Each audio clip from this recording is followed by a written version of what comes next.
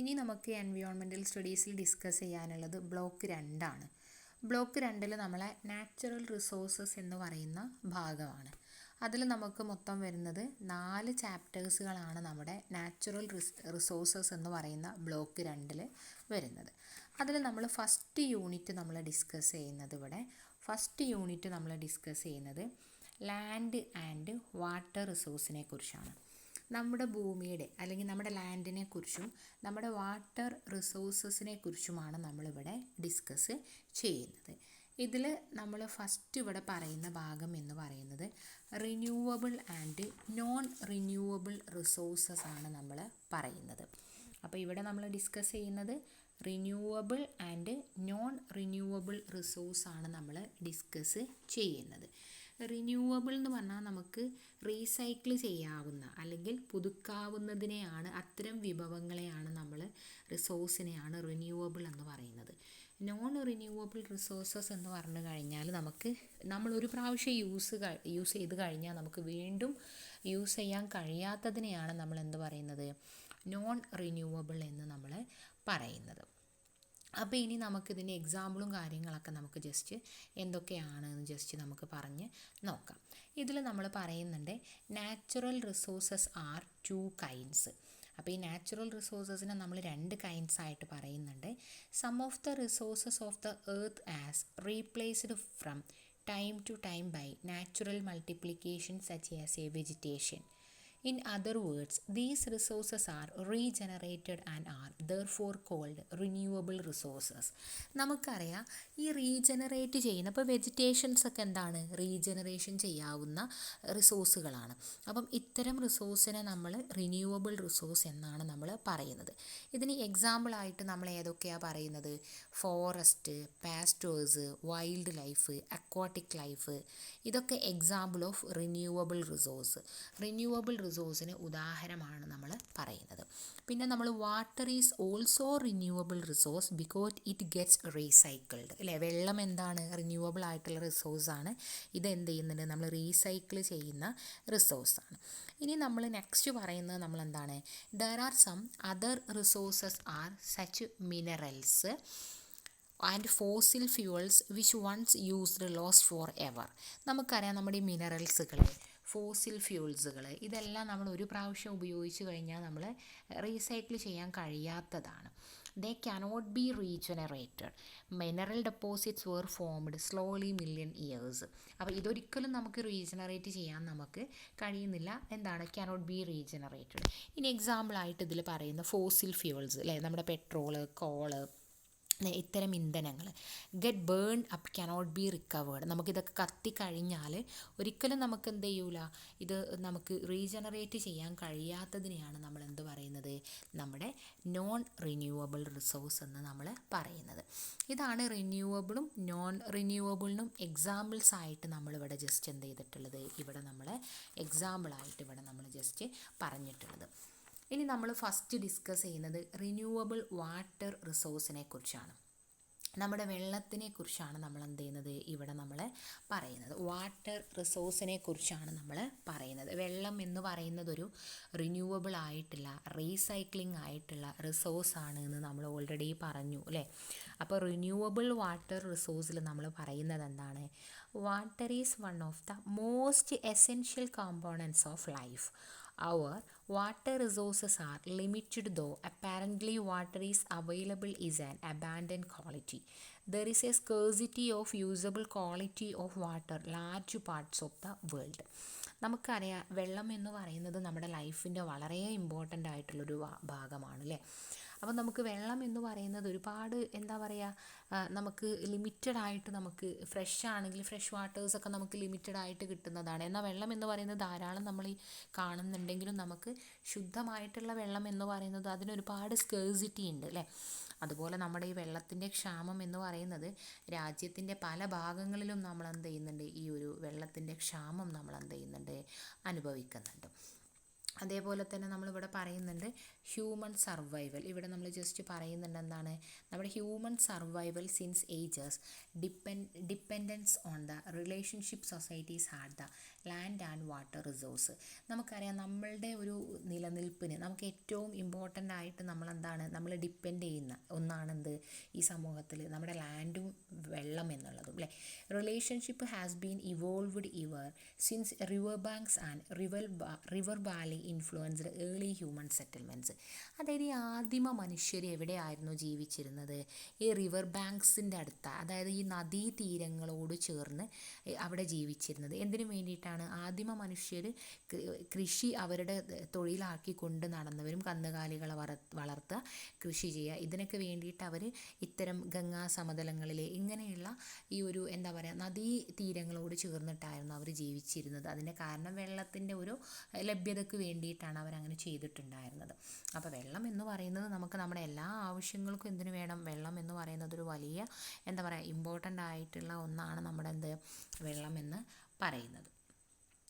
Then next നമ്മളിവിടെ പറയുന്നുണ്ട്, fresh water is one of the most important substances for സബ്സ്റ്റെയിനിങ് human life, considered as one of the important one in the 5 elements അല്ലേ. ഇപ്പോൾ വെള്ളം, fresh water അല്ലേ, അതിൽ ശുദ്ധമായിട്ടുള്ള വെള്ളം എന്ന് പറയുന്നത് വളരെ ഇമ്പോർട്ടൻ്റ് ആണ്. അതേപോലെ തന്നെ നമ്മുടെ ലൈഫിൽ വളരെ ഇമ്പോർട്ടൻ്റ് ആയിട്ടുള്ള 5 ഘടകങ്ങളാണ് earth, fire, air, space, water.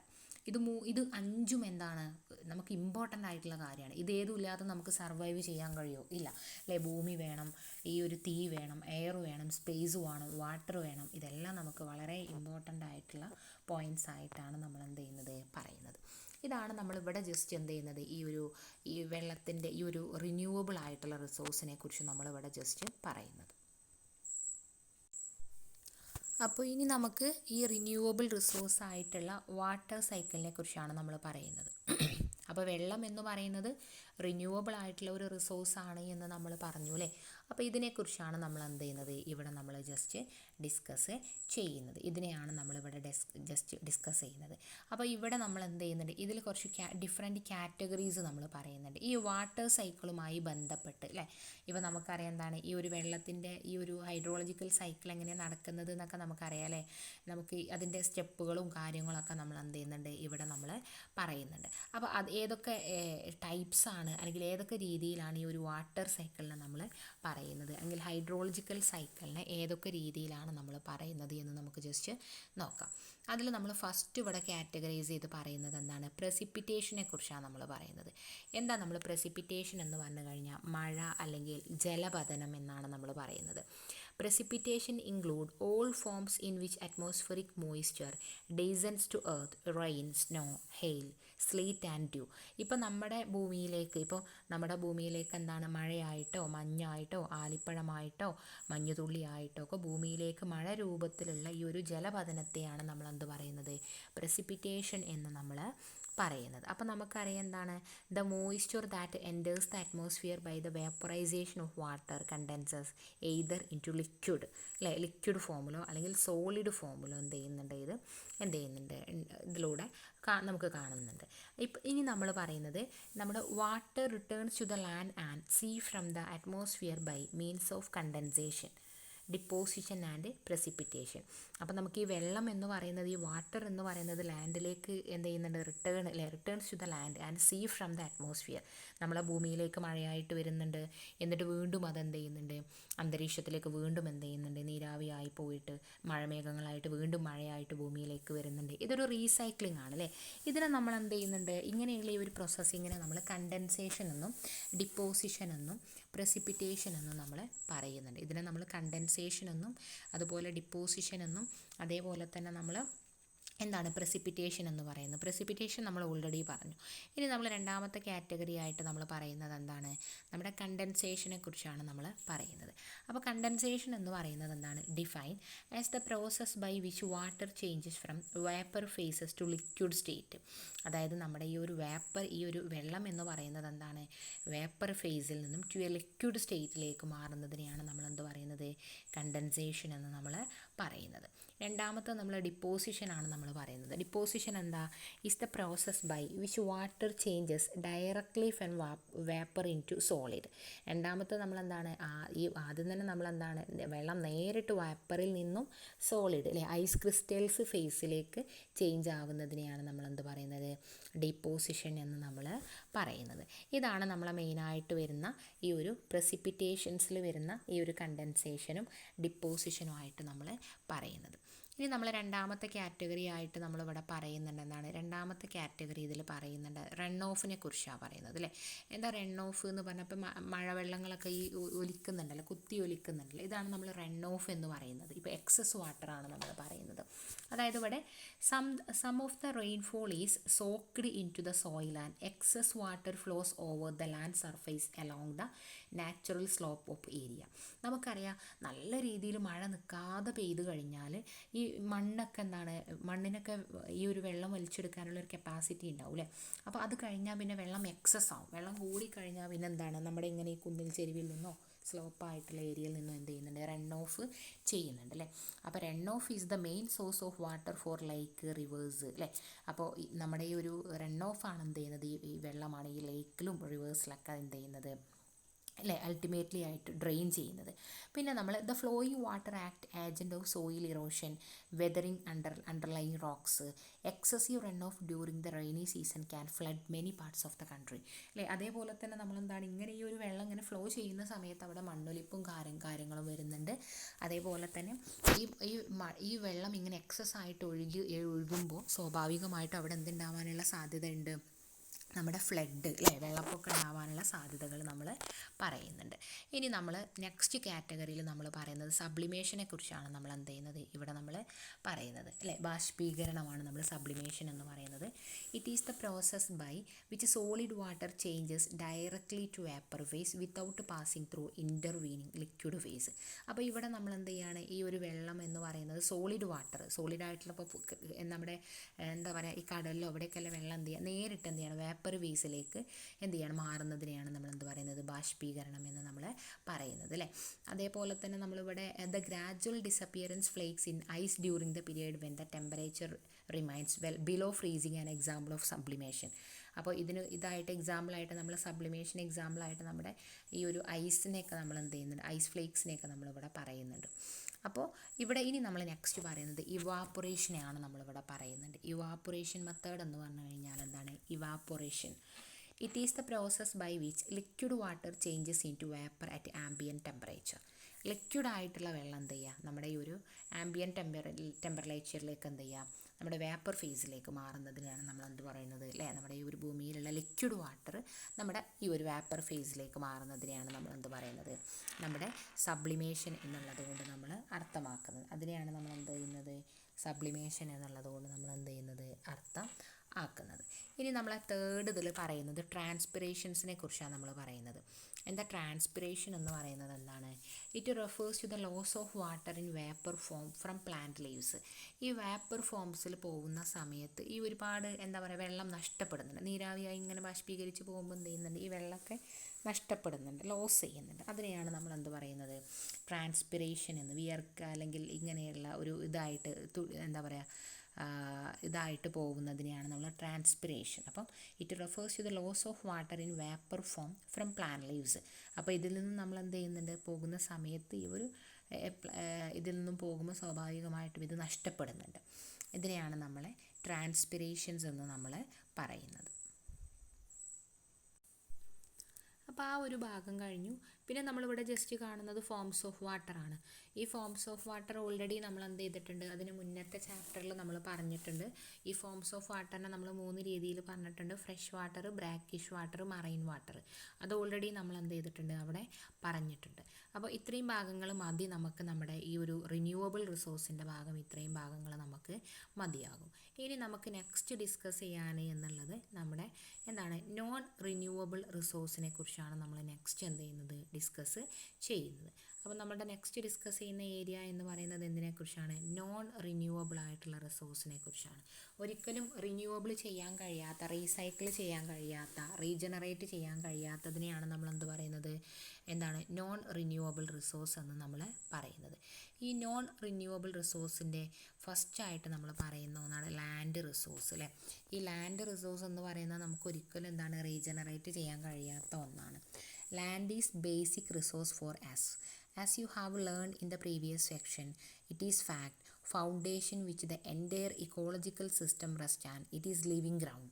അല്ലേ? നമ്മുടെ ഈ ഒരു ടെറസ്ട്രിയൽ പ്ലാന്റ്സ് ആൻഡ് അനിമൽസ്, പ്ലാന്റ്സിൻ്റെയും ആനിമൽസിൻ്റെയും മനുഷ്യരുടെയൊക്കെ ഒരു ലിവിങ് ഗ്രൗണ്ടാണ്, അല്ലെങ്കിൽ ജീവിക്കുന്ന, അല്ലെങ്കിൽ നമ്മുടെ വാസസ്ഥലമാണ് നമ്മുടെ ലാൻഡ് റിസോഴ്സ് എന്ന് നമ്മൾ പറയുന്നത്.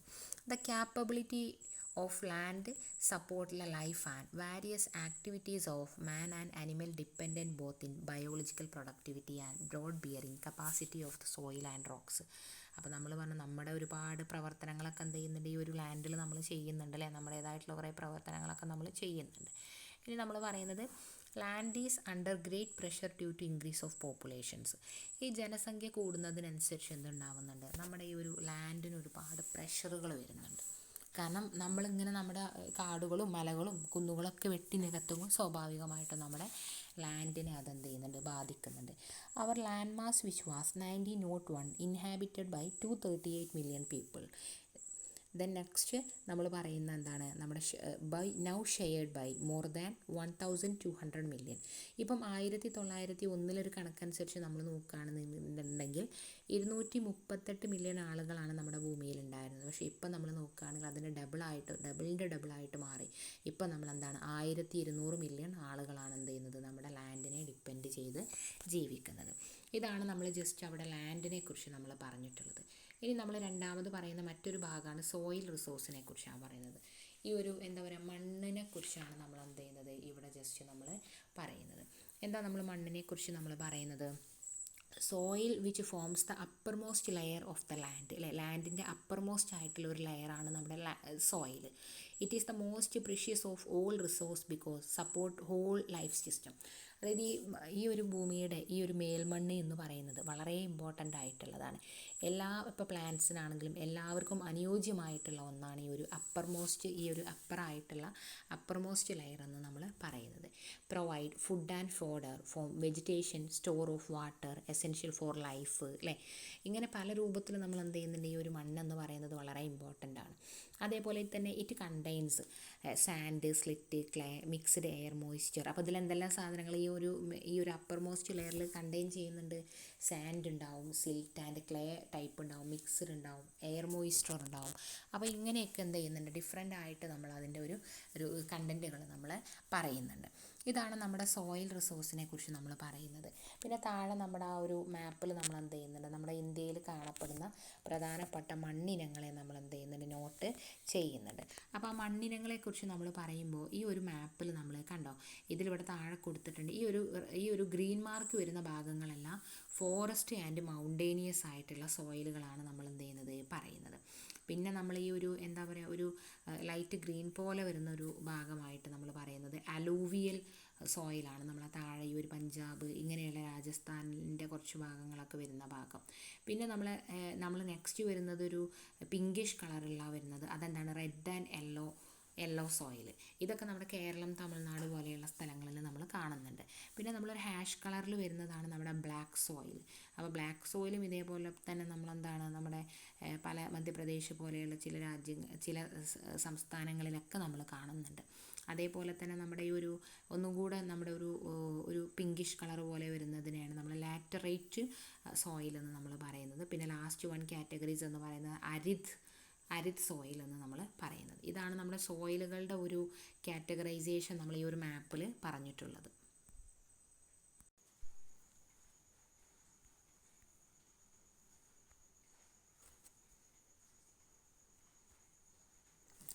ഇനി നമ്മൾ നെക്സ്റ്റ് ഡിസ്കസ് ചെയ്യുന്നത് ലാൻഡ് ഡീഗ്രഡേഷൻ എന്നുള്ള ഭാഗമാണ്. അതായത് എങ്ങനെയൊക്കെയാണ് നമ്മുടെ ലാൻഡ് ഡീഗ്രഡേഷൻ ആവുന്നത് എന്നാണ് നമ്മൾ പറയുന്നത്. അപ്പോൾ നമ്മുടെ land degradation refers to the process of deterioration on the quality of land. നമ്മളുടെ ലാൻഡിൻ്റെ ക്വാളിറ്റി ഇല്ലാതാവുമ്പോഴാണ് എന്തുണ്ടാവുന്നത്, ഡീഗ്രഡേഷൻ ഉണ്ടാവുന്നത് അല്ലേ. അതായത് ഈ ഒരു ഭൂമി, ഈ ഒരു ലാൻഡ് ചെയ്യുന്നത് നശിക്കുന്നത്. In general way, it has been defined as a reduction in the capacity of the soil produced in terms of quality, quantity and goods and services. Human activities which result in land degradation include deforestation, farming, damming of rivers, industrialization, mining, developmental works such as human settlements, road, highways and network for transportation and communication. അല്ലേ, നമുക്കറിയാം എന്താണ് നമ്മുടെ ഈ ഒരു land degrade ചെയ്യാനുള്ള കാരണം എന്ന് പറയുന്നത്, നമ്മൾ വനങ്ങളെ നശിപ്പിക്കുക, ഫാമിങ് കൊണ്ടുവരിക, അതേപോലെ തന്നെ ഡാംസ് നിർമ്മിക്കുക, വ്യവസായവൽക്കരണങ്ങൾ കൊണ്ടുവരിക, മൈനിങ് ആക്ടിവിറ്റീസ് നടത്തുക, നമ്മളെ ഡെവലപ്മെൻറ്റൽ വർക്ക്സിൻ്റെ ഭാഗമായിട്ട് നമ്മൾ മനുഷ്യർ ഹ്യൂമൻ സെറ്റിൽമെൻറ്റിനും വേണ്ടിയിട്ട് നമ്മൾ എന്ത് ചെയ്യുക, ലാൻഡിനെ ഡീഗ്രേഡ് ചെയ്യുന്നുണ്ട്, റോഡുകളുടെ ആവശ്യത്തിനും വേണ്ടി നമ്മൾ ഇടിച്ച് നിരത്തുന്നുണ്ട് അല്ലേ. അതേപോലെ റെയിൽവേസുകൾ, ട്രാൻസ്പോർട്ട് ആൻഡ് കമ്മ്യൂണിക്കേഷനൊക്കെ വേണ്ടിയിട്ട് നമ്മൾ എന്ത് ചെയ്യുന്നുണ്ട്, ഈ ഒരു ലാൻഡിനെ നമ്മൾ എന്ത് ചെയ്യുന്നുണ്ട്, ഡീഗ്രേഡ് ചെയ്യുന്നുണ്ട്. അപ്പോൾ ഈ ഒരു രീതിയിലൊക്കെ ലാൻഡ് എന്ന് പറയുന്നത് ഇങ്ങനെ എന്ത് ചെയ്യുന്നുണ്ട് അല്ലേ, എന്താ പറയുക, ഈ ഒരു നശിച്ചു പോകുന്ന രൂപത്തിലേക്ക് നമ്മുടെ ലാൻഡിൻ്റെ ഒരു ഇതൊക്കെ എന്ത് ചെയ്യുന്നുണ്ട്, നഷ്ടപ്പെടുന്നുണ്ട്. ഇനി നെക്സ്റ്റ് നമ്മൾ പറയുന്ന മറ്റൊരു ഫാക്ടറാണെന്ത്, natural disasters such as a droughts, flood, landslide and earthquakes also contribute to land ഡിഗ്രഡേഷൻസ്.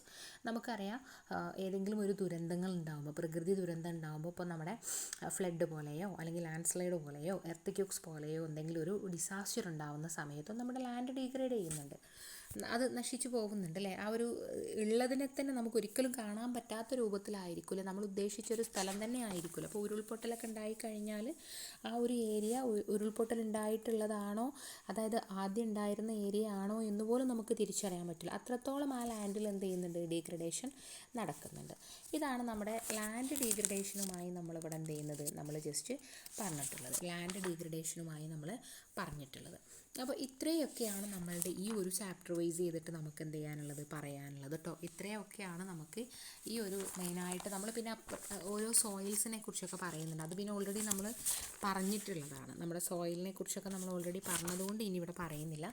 ഇത്രയാണ് എന്ത് ചെയ്യുന്നത്, നമ്മുടെ ഈ ഒരു ചാപ്റ്ററിൽ നമ്മൾ എന്ത് ചെയ്തിട്ടുള്ളത്, ഇവിടെ നമുക്ക് ഡിസ്കസ് ചെയ്യാനുള്ളത്.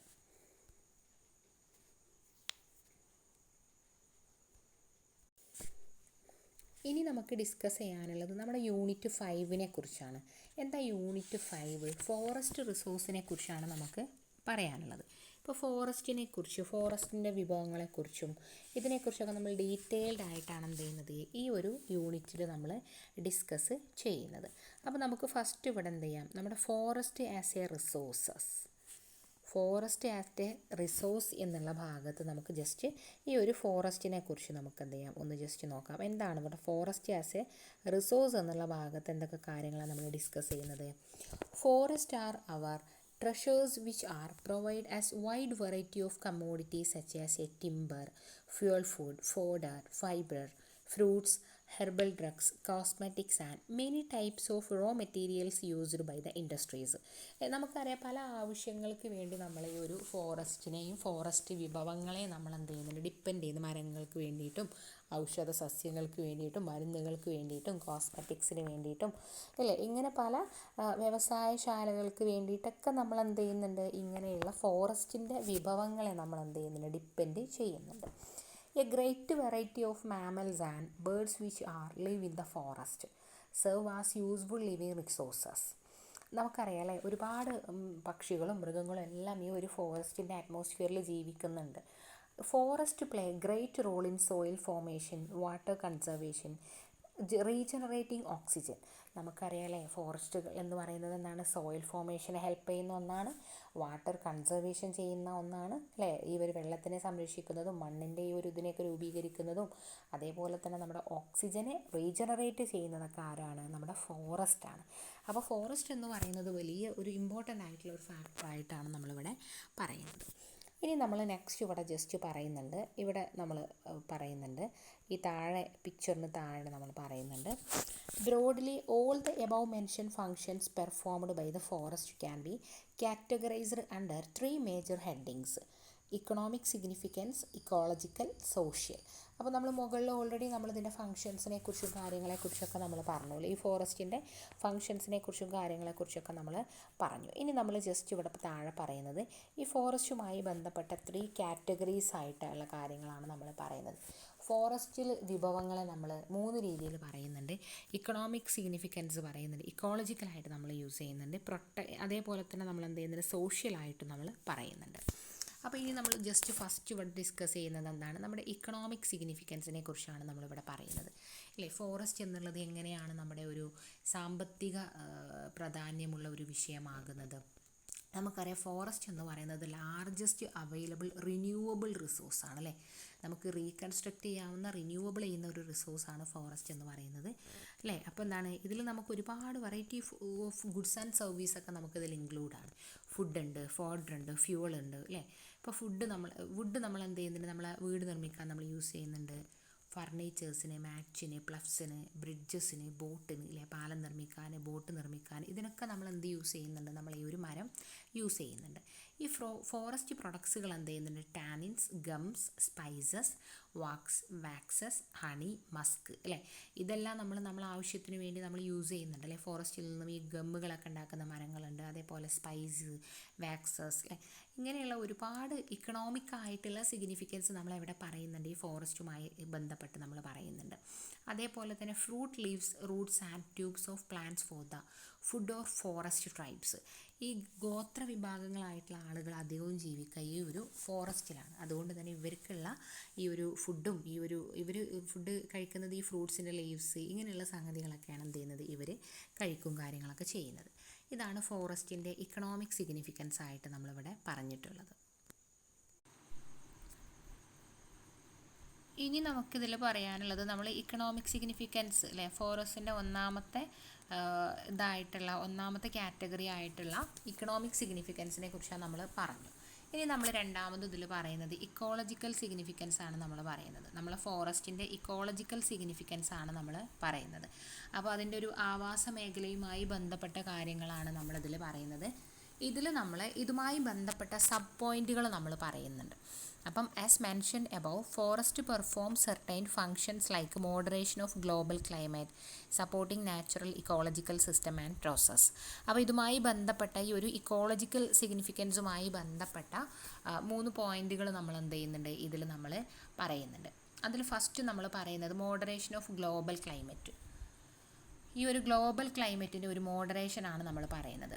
നമുക്കറിയാം forest stabilise global climate in a significance manner by influencing natural cycles such as a hydrological and carbon cycles അല്ലേ. നമുക്കറിയാം എന്താണ് ഈ ഒരു ഗ്ലോബൽ ക്ലൈമറ്റിൽ, അല്ലെങ്കിൽ ഒരുപാട് ഫോറസ്റ്റ് എന്ന് പറയുന്നത് നമുക്കറിയാം ഒരുപാടായിട്ടുള്ള ക്ലൈമറ്റുമായി റിലേറ്റ് ചെയ്ത് കണക്ട് ചെയ്ത് നമ്മൾ പറയുന്ന ഒന്നാണ് ഇത് നമ്മുടെ ഈ ഒരു ഗ്ലോബൽ ക്ലൈമറ്റ്. ഇപ്പം നമ്മുടെ ഹൈഡ്രോളജിക്കൽ സൈക്കിളാണെങ്കിലും നമ്മുടെ ഈ ഒരു കാർബൺ സൈക്കിളാണെങ്കിലും.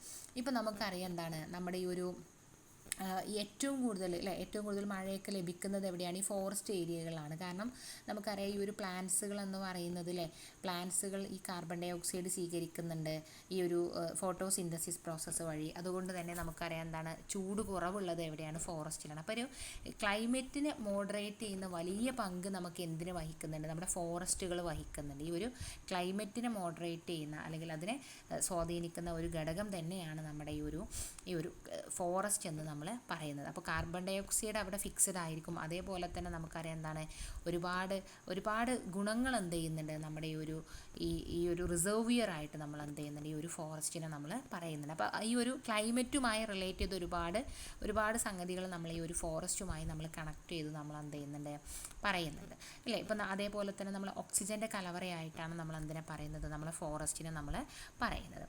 ഇതാണ് നമ്മൾ മോഡറേഷൻ ഓഫ് ഗ്ലോബൽ ക്ലൈമറ്റ് ആയിട്ട് നമ്മൾ പറയുന്നത്. രണ്ടാമത് നമ്മളിതിൽ പറയുന്നത് പ്രൊട്ടക്ഷൻ ഓഫ് ബയോഡൈവേഴ്സിറ്റിയാണ് നമ്മൾ പറയുന്നത്.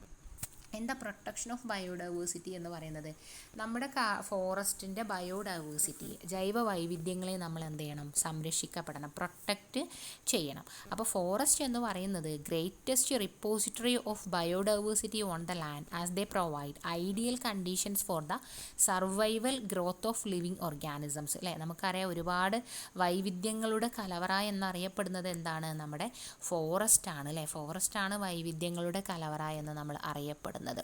അപ്പോൾ ഒരുപാട് വൈവിധ്യങ്ങളുള്ള ഒന്നാണ് നമ്മുടെ ഈ ഒരു ഫോറസ്റ്റ്. അപ്പോൾ അതിൻ്റെ ബയോഡൈവേഴ്സിറ്റിയെ നമ്മൾ എന്ത് ചെയ്യണം, സംരക്ഷിക്കണം എന്നാണ് പറയുന്നത്. അപ്പോൾ ഇതിൽ നമ്മൾ പറയുന്നുണ്ട് ഒരുപാട് number of species per unit area in much greater in forest than in any other terrestrial ecosystem. അപ്പോൾ അതിൽ നമ്മൾ എക്സാമ്പിൾ പറയുന്നുണ്ട് ട്രോപ്പിക്കൽ റെയിൻ ഫോറസ്റ്റ് എന്ന് പറയുന്നത് 7 പോയിൻറ്റിൽ താഴെ മാത്രമേ എന്ത് ചെയ്യുള്ളൂ നമ്മുടെ ഈ ഒരു ഇതിൽ നമ്മളതിൻ്റെ ഒരു മൊത്തം ഒരു കണക്ക് പറയുന്നുള്ളൂ, 7% താഴെ വരുന്നുള്ളൂ. പക്ഷേ അവിടെ എന്ത് ചെയ്യുന്നുണ്ട്, ഒരുപാട് 50% എബവ് ആയിട്ടുള്ള സ്പീഷ്യസുകളും 62% ആയിട്ടുള്ള പ്ലാന്റ്സുകളൊക്കെ നമ്മൾ ഇത്തരം റെയിൻ ഫോറസ്റ്റിൽ കാണുന്നുണ്ട്. അപ്പോൾ ഈ ഒരു ഏരിയ കുറവാണെങ്കിലും അവിടെ കുറേ വൈവിധ്യങ്ങൾ നമ്മൾ ഇവിടെ കാണുന്നുണ്ട്, ഇത്തരം ഫോറസ്റ്റുകളിൽ നമ്മൾ കാണുന്നുണ്ട്. ഇതാണ് പ്രൊട്ടക്ഷൻ ഓഫ് ബയോഡൈവേഴ്സിറ്റി നമ്മൾ പറയുന്നത്. അപ്പം നമ്മുടെ ജൈവ വൈവിധ്യത്തെ നമ്മൾ എന്ത് ചെയ്യണം, നമ്മൾ പ്രൊട്ടക്റ്റ് ചെയ്യുക എന്നാണ് നമ്മളവിടെ പറഞ്ഞിട്ടുള്ളത്. നെക്സ്റ്റ് നമ്മൾ ലാസ്റ്റ് അതിൽ പറയുന്നത് supporting natural ecological system and process. ഇപ്പം നമ്മുടെ ഒരു നാച്ചുറൽ ഇക്കോളജിക്കൽ സിസ്റ്റത്തിനെ നമ്മൾ എന്ത് ചെയ്യുക, മാക്സിമം സപ്പോർട്ട് ചെയ്യുക. As mentioned earlier, forest performs certain activities which are crucial for supporting ecological system and process directly. Some of these functions and process are forests. ഇപ്പോൾ വനങ്ങളുടെ ഒരു എന്താ പറയുക സെർട്ടൈൻ ആക്ടിവിറ്റീസിനെ അല്ലെങ്കിൽ ചില ഇക്കോളജിക്കൽ സിസ്റ്റത്തെ നമ്മൾ എന്ത് ചെയ്യുക, സപ്പോർട്ട് ചെയ്യണം, അതിൻ്റെ പ്രക്രിയകളെ നമ്മൾ സപ്പോർട്ട് ചെയ്യുക. അതായത് ഇതിൻ്റെ ഫങ്ഷൻസ് ആയിട്ട് നമ്മൾ പറയുന്നത് എന്താണ്, താഴെ നമ്മൾ കുറച്ച് ഫങ്ഷൻസ് പറയുന്നുണ്ട്. എന്താണ് ഇതിൽ നമ്മൾ പറയുന്നുണ്ട്, forest check the soil erosion by preventing actions of wind and water thereby preserved fertile top soil. ഇപ്പോൾ ഫോറസ്റ്റിൻ്റെ ഒരു സോയിൽ ഇറോഷൻസിനെയൊക്കെ നമ്മൾ എന്ത് ചെയ്യുക, പ്രിവെൻറ്റ് ചെയ്യുക. ഇപ്പം മണ്ണൊലിപ്പിനെയും കാര്യങ്ങളെയൊക്കെ നമ്മൾ തടയുക. അതേപോലെ അതിൻ്റെ ഈ ഒരു ഫലഭൂഷ്ഠത നമ്മൾ എന്ത് ചെയ്യുക, നഷ്ടപ്പെടുത്താതെ നമ്മൾ സംരക്ഷിക്കുക. രണ്ടാമത് നമ്മൾ it prevent land slide and reduces intensity of cyclone and floods. അതേപോലെ തന്നെ ഈ ഫോറസ്റ്റുകൾ എന്ത് ചെയ്യുന്നുണ്ട്, നമ്മുടെ ഉരുൾപൊട്ടലുകൾ അതേപോലെ തന്നെ നമ്മുടെ ഈ ഒരു സൈക്ലോണിനെയൊക്കെ തടയുന്ന ഒന്നാണ് നമ്മുടെ ഫോറസ്റ്റ് എന്ന് പറയുന്നത്. അപ്പോൾ ഇങ്ങനെയുള്ള ചില ഗുണങ്ങളൊക്കെ നമ്മുടെ ഫോറസ്റ്റിനെ ഒരു സപ്പോർട്ടിങ് നാച്ചുറൽ എക്കോസിസ്റ്റമായിട്ട് നമുക്ക് പറയാം. 3 നമ്മൾ by preventing soil erosion forest reduce silting of water bodies including റിസർവിയേഴ്സ്.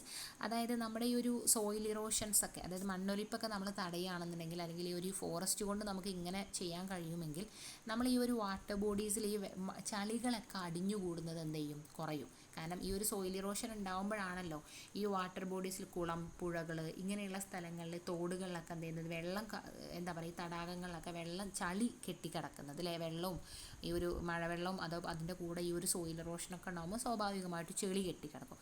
അപ്പോൾ ഇതൊക്കെ ഇല്ലാതിരിക്കാൻ വേണ്ടിയിട്ട് നമ്മൾ എന്ത് ചെയ്യണം, ഈ ഒരു ഇതൊക്കെ ഇല്ലാതിരിക്കാനുള്ളൊരു പ്രക്രിയയും കൂടിയാണ് നമ്മൾ ഫോറസ്റ്റ് എന്ന് പറയുന്നത് അല്ലേ.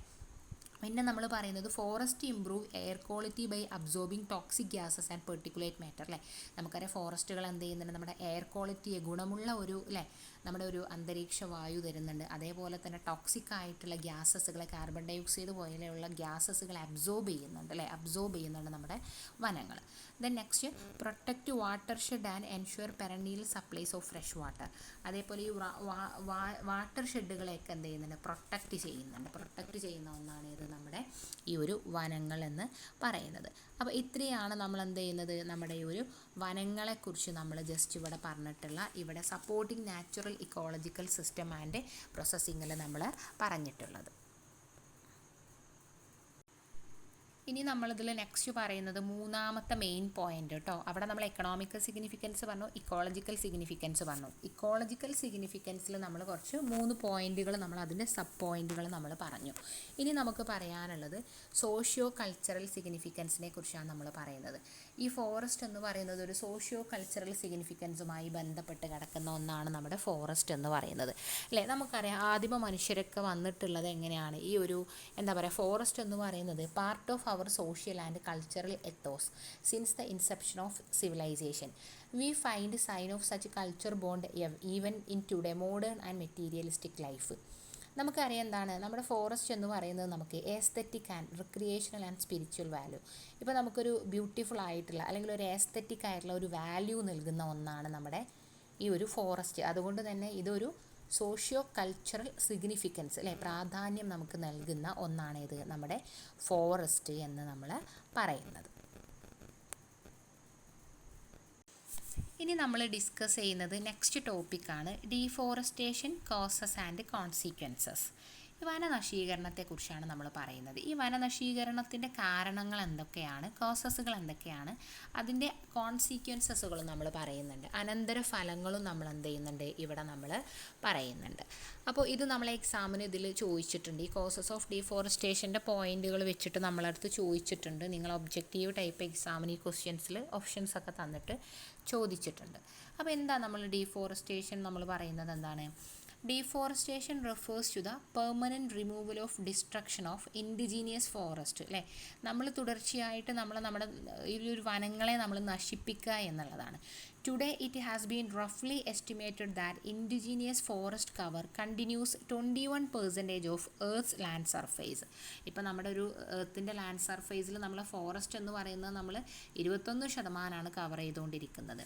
According to the World Resource Institute, deforestation regarded as one of the world's most pressing land use problems. ഇപ്പോൾ ഇന്ന് നമ്മുടെ ഒരു വേൾഡ് റിസോഴ്സ് ഇൻസ്റ്റിറ്റ്യൂട്ടിൻ്റെ ഒരു ഇതനുസരിച്ച് ഇന്ന് ഒരുപാട് നമ്മുടെ ഈ ഒരു ഡീഫോറസ്റ്റേഷൻ എന്നുള്ള ഒരു കോൺസെപ്റ്റ് ഇങ്ങനെ വന്നുകൊണ്ടിരിക്കുന്നില്ലേ, വനനശീകരണം എന്നുള്ളത്. Another major concern is the rate of which deforestation is occurring. അല്ലേ, ഇപ്പോൾ ഡീഫോറസ്റ്റേഷൻ എന്നുള്ളത് നടന്നുകൊണ്ടിരിക്കുന്ന ഒരു പ്രോസസ്സിംഗ് ആണ്. Currently 12 million hectares of forest are cleared annually. ഇപ്പോൾ 12 മില്യൺ ഫോറസ്റ്റുകൾ നമ്മളെ വർഷത്തിൽ നമ്മൾ എന്ത് ചെയ്യുന്നുണ്ട്, നമ്മളിങ്ങനെ നശിപ്പിച്ചുകൊണ്ടേ ഇരിക്കുന്നുണ്ട്, വനങ്ങൾ നശിപ്പിക്കുന്നുണ്ട്. Almost all of this deforestation occurs the most moist forest and open woodland of the tropics. It has been predicted that deforestation continues of this rate, then all the moist tropical forest could be lostly by year of 2015. അപ്പോൾ നമ്മൾ ഇങ്ങനെ എന്താണ്, നമ്മൾ ഈ വനനശീകരണം ചെയ്തുകൊണ്ടിരിക്കുകയാണെങ്കിൽ സ്വാഭാവികമായിട്ടും എന്തുണ്ടാവും, 2050 ആകുമ്പോഴേക്ക് നമ്മൾ ഇങ്ങനെയുള്ള സംഗതികളൊക്കെ നശിച്ചു പോകാനുള്ള സാധ്യതകളുണ്ട്. നമ്മളിതിൻ്റെ അളവുകളൊക്കെ എന്ത് ചെയ്യുന്നുണ്ട്, ഇങ്ങനെ കുറഞ്ഞുകൊണ്ട് ഇരിക്കുന്നുണ്ട്. ഇതാണ് നമ്മൾ ഈ ഒരു എന്താ പറയുക ഡീഫോറസ്റ്റേഷനെ കുറിച്ച് ജസ്റ്റ് നമ്മൾ പറയുന്നത്. ഇനി നമ്മളിവിടെ നെക്സ്റ്റ് പറയുന്നുണ്ട് കോസസ് ഓഫ് ഡീഫോറസ്റ്റേഷൻ. ഈ വനനശീകരണത്തിൻ്റെ കാരണങ്ങൾ എന്തൊക്കെയാണ് നമ്മൾ പറയുന്നത്? കോസസ് ഓഫ് ഡീഫോറസ്റ്റേഷൻ ആണ് നമ്മൾ ഇനി പറയുന്നത്. എന്താ ഈ ഒരു വനനശീകരണത്തിൻ്റെ കാരണമായിട്ട് ഒരുപാട് കാരണങ്ങൾ നമ്മൾ പറയുന്നുണ്ട്. അതിൻ്റെ ഒന്നാമത്തെ കാരണം നമ്മൾ പറയുന്നത് പോപ്പുലേഷൻ എക്സ്പ്ലോഷൻ ആണ്, ജനസംഖ്യാ പൊട്ടിത്തെറി, ജനസംഖ്യ വിസ്ഫോടനം എന്നൊക്കെ നമ്മൾ പറയും. ഇപ്പോൾ ജനസംഖ്യ കൂടുന്നതിനനുസരിച്ച് നമ്മൾ ഫോറസ്റ്റുകളൊക്കെ അല്ലെങ്കിൽ വനങ്ങളൊക്കെ നമ്മളിങ്ങനെ വെട്ടി നശിപ്പിച്ചിട്ട് നമുക്ക് വേണ്ട താമസിക്കാനുള്ള ഹാബിറ്റേറ്റ് ഒക്കെ നമ്മൾ എന്ത് ചെയ്യുന്നുണ്ട്, സൗകര്യങ്ങൾ കണ്ടെത്തുന്നുണ്ട്, വികസനം, ഇതൊക്കെ ഒരു ഫാക്ടറാണ്. അപ്പോൾ ഹ്യൂമൻ പോപ്പുലേഷൻ എന്ന് പറയുന്നത് increasing human population is one of the major cause of deforestation. It poses a major threat of the environment. Vast area forest land area cleared to reclaim land, expansion of farming land, mining activities, creation of new expansion of human settlements and development of infrastructure like road, railway tracks, growth of population increases, demands forest products like timber, firewood, paper, other valuable products or importance. നമുക്കറിയാം, നമ്മൾ ജനസംഖ്യ കൂടുന്നതിനനുസരിച്ച് നമ്മുടെ സൗകര്യങ്ങളും കൂടും. ഈ സൗകര്യങ്ങൾ കൂടുമ്പോഴെന്തുണ്ടാവുന്നുണ്ട്, നമുക്ക് ഈ മരങ്ങളൊക്കെ വെട്ടി നശിപ്പിക്കേണ്ട സാഹചര്യങ്ങൾ വരുന്നുണ്ട്. അപ്പോൾ ഇതാണ് നമ്മൾ ഒന്നാമത്തെ കോസസ് ആയിട്ട് നമ്മൾ പറഞ്ഞിട്ടുള്ളത്. എന്ത്, നമ്മുടെ ഡീഫോറസ്റ്റേഷൻ്റെ ഒന്നാമത്തെ കോസസ് ആയിട്ട് നമ്മൾ പറഞ്ഞിട്ടുള്ള പോപ്പുലേഷൻ എക്സ്പ്ലോഷൻ എന്നുള്ളത്. ഇനി നമ്മൾ ഈ ഒരു കോസസ് ഓഫ് ഡീഫോറസ്റ്റേഷൻ്റെ രണ്ടാമത്തെ കാരണം എന്ന് പറയുന്നത് ഫോറസ്റ്റ് ഫയേഴ്സാണ്. ഈ കാട്ടുതീയൊക്കെ ഉണ്ടായിട്ട് നമ്മളെ ഈ ഒരു കാടുകളൊക്കെ നശിച്ചു പോകുന്ന ഒരു പ്രോസസ്സിങ് നമ്മൾ കാണാറുണ്ട്. അതിന് മെയിനായിട്ട് നമ്മൾ പറയുന്നത് ഈ കാട്ടുതീ ഉണ്ടാവാനുള്ള 2 പ്രധാനപ്പെട്ട കാരണങ്ങൾ നമ്മളിവിടെ പറയുന്നുണ്ട്. എന്താണ് 2 പ്രധാനപ്പെട്ട കാരണങ്ങൾ എന്ന് പറയുന്നത്? Dry human and organic matter forming thick cover over the forest floor provide ideal conditions for ground carelessly surface fires.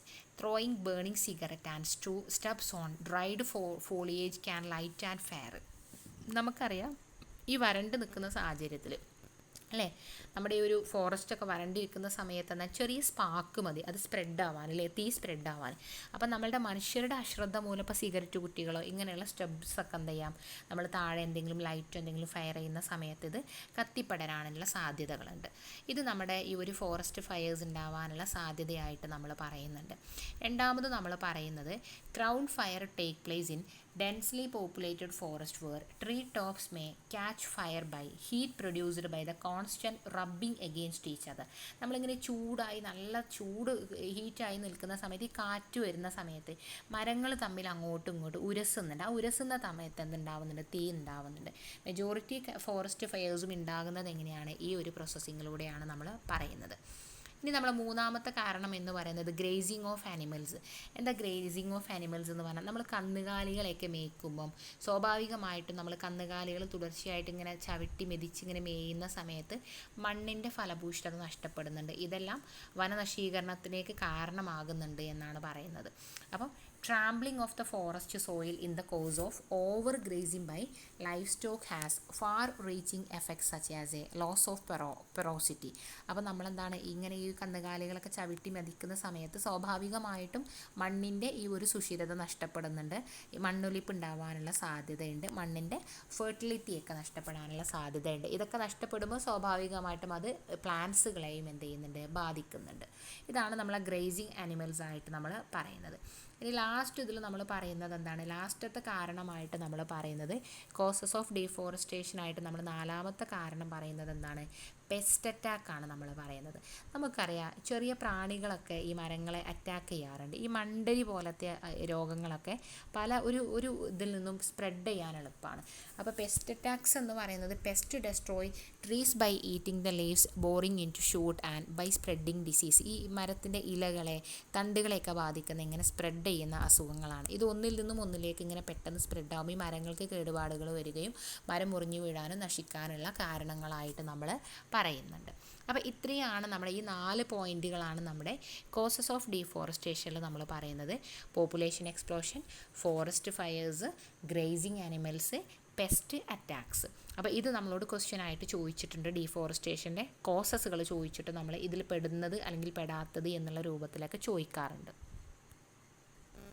അപ്പോൾ നമ്മൾ നേരത്തെ പറഞ്ഞത് കോസസ് ഓഫ് ഡീഫോറസ്റ്റേഷനാണ്, ഈ വനനശീകരണത്തിൻ്റെ കാരണങ്ങളാണെന്ന് പറഞ്ഞത്. ഇനി നമ്മൾ പറയുന്നത് കോൺസിക്വൻസസ് ഓഫ് ഡീഫോറസ്റ്റേഷനാണ്. ഈ ഒരു വനനശീകരണത്തിൻ്റെ അനന്തരഫലങ്ങളാണ് നമ്മൾ എന്ത് ചെയ്യുന്നത് ഇവിടെ പറയുന്നത്. ഇതിൻ്റെ കോൺസിക്വൻസസുകൾ എന്തൊക്കെയാണ് നമ്മൾ പറയുന്നത്? ഇതിൽ കുറേ കോൺസിക്വൻസസുകൾ നമ്മൾ പറയുന്നുണ്ട്. അതിലൊന്ന് പറയുന്നത് habitat destruction of wild animals അല്ലേ. നമുക്കറിയാം ഈ കാടിനെ ഡിപ്പെൻഡ് ചെയ്ത് ജീവിക്കുന്ന ആനിമൽസിന് അവരുടെ വാസസ്ഥലം നഷ്ടപ്പെടുന്നുണ്ട്.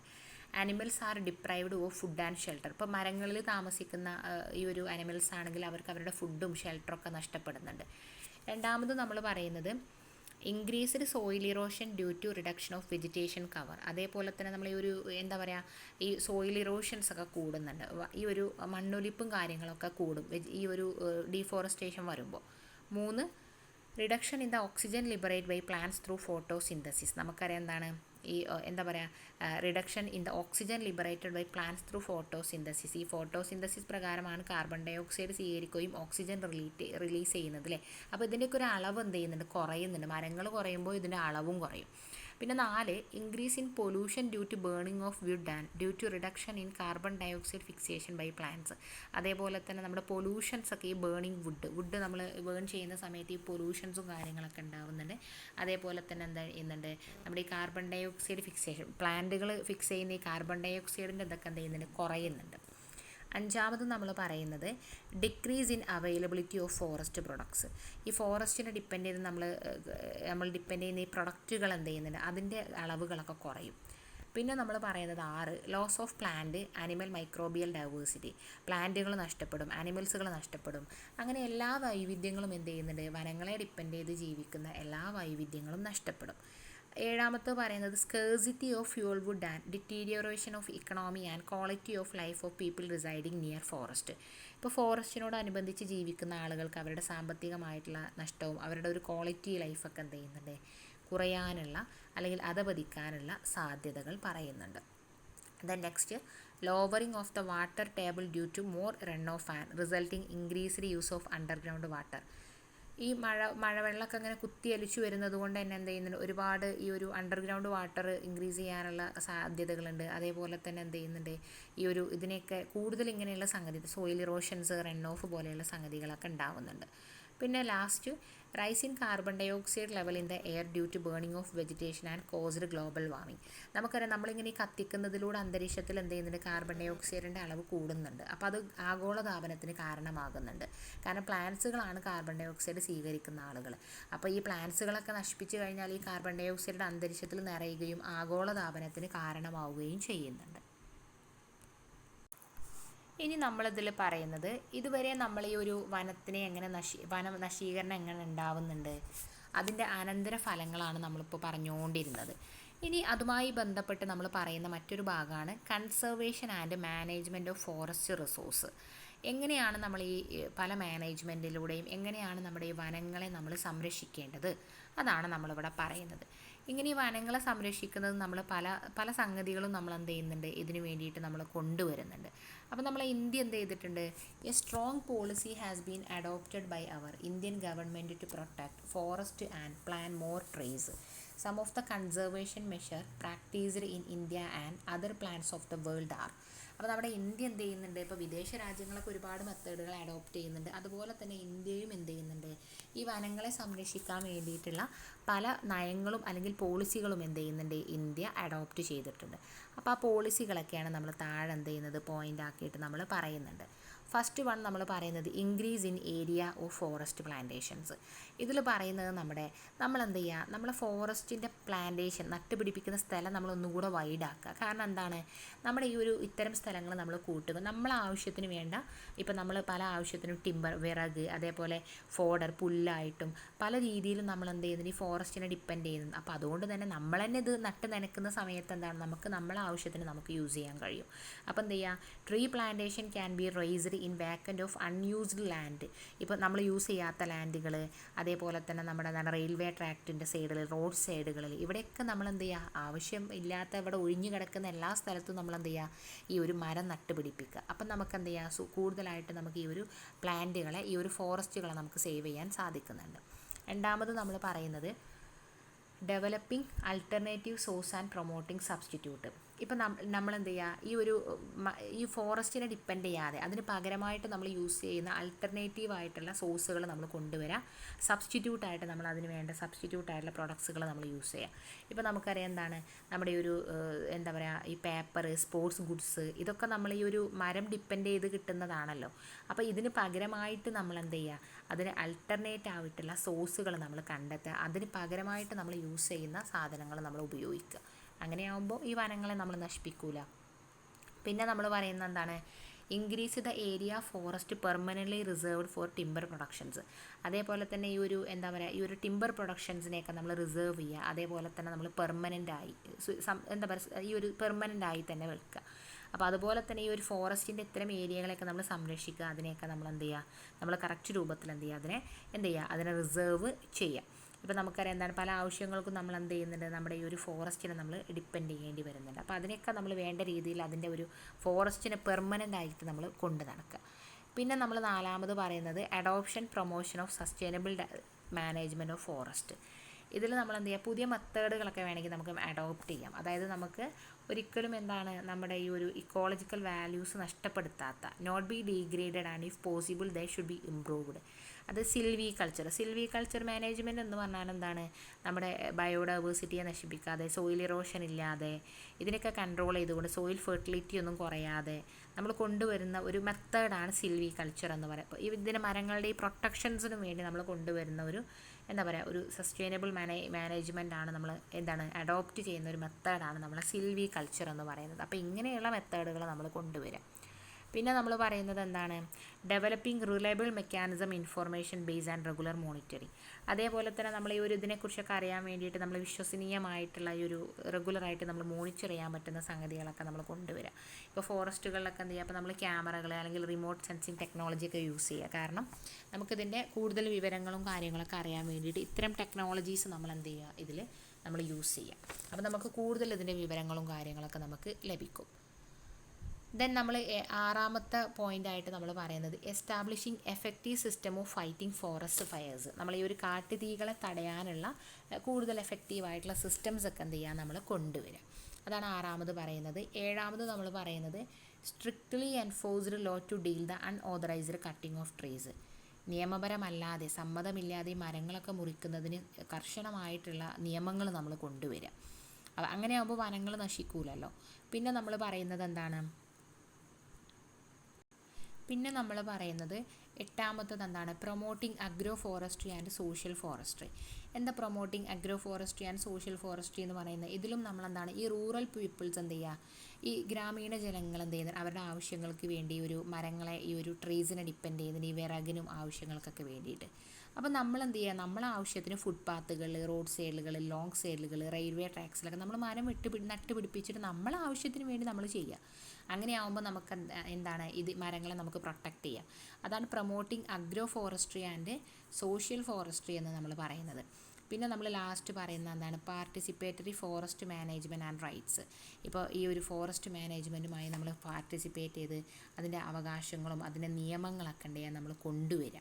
അതാണ് നമ്മൾ participatory of management and rights എന്ന് പറയുന്നത്. അപ്പോൾ ഇത്രയും പോയിന്റുകളാണ് നമ്മുടെ കൺസർവേഷൻ ഓഫ് ഈ ഒരു എന്താ പറയുക, ഈ ഒരു ഫോറസ്റ്റ് മാനേജ്മെൻ്റ് ആയിട്ട് നമ്മൾ പറയുന്നത്. അത് ഫോറസ്റ്റിനെ നമ്മൾ ഏത് രീതിയിൽ നമ്മൾ കൺസേർവ് ചെയ്യണം എന്നുള്ളതാണ്. അപ്പോൾ conservation and management of forest റിസോഴ്സിൽ നമ്മൾ ഇത്രയും ഭാഗങ്ങളാണ് നമ്മൾ എന്ത് ചെയ്യുന്നത്, പറയുന്നത്. ഇതോടുകൂടി നമ്മുടെ ഈ ഒരു യൂണിറ്റ് നമ്മളത് എന്ത് ചെയ്തു, കഴിഞ്ഞു. ഇപ്പോൾ ഫോറസ്റ്റ് റിസോഴ്സ് എന്നുള്ള ഈ ഒരു യൂണിറ്റ് നമ്മളത് കഴിഞ്ഞു.